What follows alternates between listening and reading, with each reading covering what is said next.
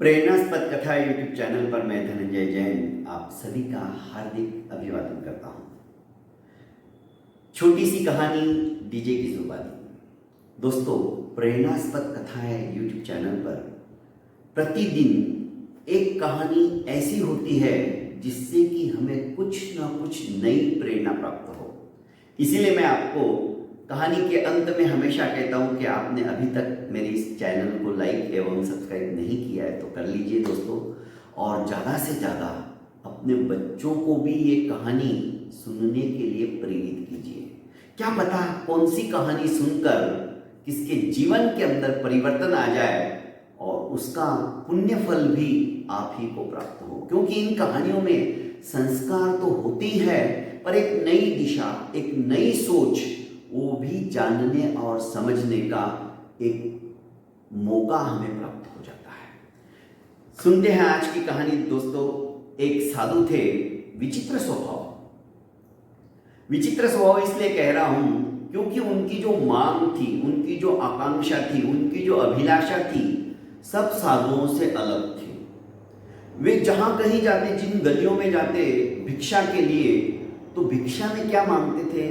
माई एक अंजलि भर मोती दे दीजिए। लोग उसे पागल समझते थे और जब तक उन्हें कोई नहीं देता था, उनकी मांग पूरी नहीं होती थी, वे भूखे ही रहते थे, खाते कुछ नहीं थे। ये भी एक आश्चर्य की बात थी। इसीलिए लोग सोचते थे कि ये साधु महात्मा है ना, कुछ काम का नहीं है। अरे यहाँ पे खाने के लाले पड़े हुए हमारे भी, सवेरे है तो शाम को नहीं है, और एक मुट्ठी अनाज मांगने के बजाय, एक मुट्ठी खाना मांगने के बजाय, एक रोटी खाना मांगने के बजाय ये तो एक अंजलि भर के मोती मांग रहा है। भला मोती कहाँ से लाएंगे हम? हमारे हम के इतने धनाढ्य है कि हमारे पास क्या कुबेर का खजाना है जो हम इसे मोती दे देंगे? जाओ जाओ आगे निकलो, कुछ भी मांगते हो। तुम्हारा सर खराब हो गया है, दिमाग फट गया है, तुम्हारा दिमाग खराब हो चुका है, तुम्हें होश ही नहीं है, तुम क्या मांग रहे हो? तरह तरह की बातें। फिर भी ये साधु महात्मा प्रत्येक घर के दरवाजे के ऊपर जाकर याचना करता था कि अंजलि भर के कोई मोती दे दो खाने के लिए। जब अंत में पूरे गांव के बाहर निकलने लगा तो एक झोपड़ी के सामने एक बुढ़िया थी। झोपड़ी के बाहर ही झाड़ू बुहार कर बैठी ही थी। सोचा कि चलो इस बुढ़िया से भी मांग लेता हूं। उसने कहा कि माई एक अंजलि भर के मोती दे दो।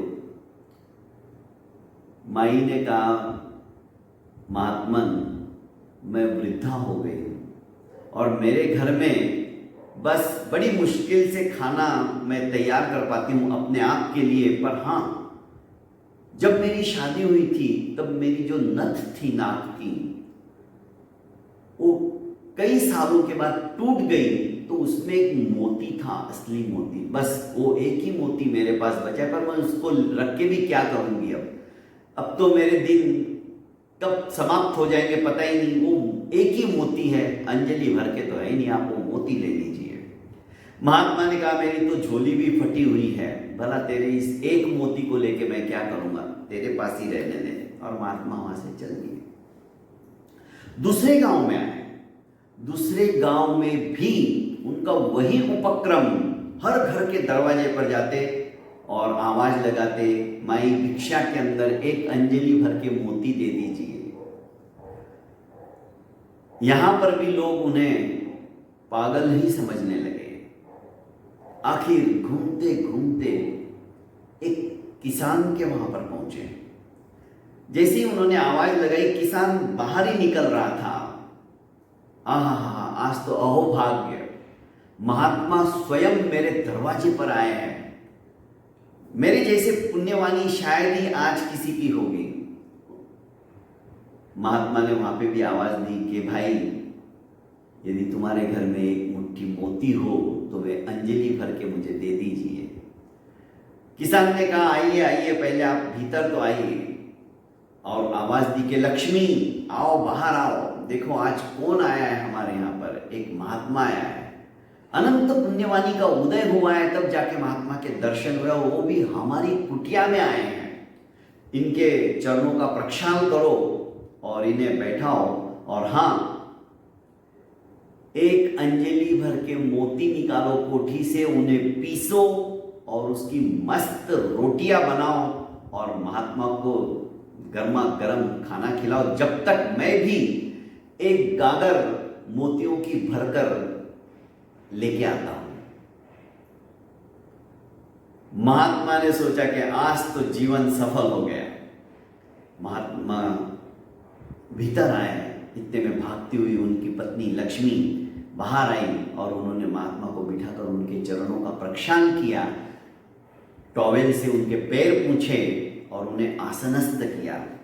इतने में फटाफट गागर लेकर किसान पीछे ही कुएं पर गया और पानी भर के लाया ताजा ताजा। आराम से महात्मा को अच्छे से खाना खिलाया तो महात्मा बोलने लगे, मैं आज तृप्त हो गया, बस अब जाते जाते तुम्हारी याद हमेशा बनी रहे, इसलिए कानों में कान भर मोती तो भी दे दीजिए, और ताकि तुम्हारी याद हमेशा तरोताजा रहे, क्योंकि ऐसा मौका बार बार नहीं मिलता है। किसान ने कहा कि पहला मैं अनपढ़ आदमी, आपको क्या कान भर मोती दूंगा, उल्टा हम दोनों को आप कान भर मोती दे दीजिए ताकि हमारा जीवन सफल हो जाए। आहा, साधु, क्या उच्च विचार। दोस्तों, महात्मा ने कहा, जो व्यक्ति फसल के दानों को, पानी की बूंदों को और उपदेश के शब्दों को मोती समझता है, वही मेरी दृष्टि के अंदर सच्चा कुबेर है। तुम तो कुबेर हो और कुबेर के घर में ही लक्ष्मी है। आनंद आ गया, आज कान भर मोती भी मिल गए और सचमुच में मैं एक एक महीने तक भूखा रहता हूं।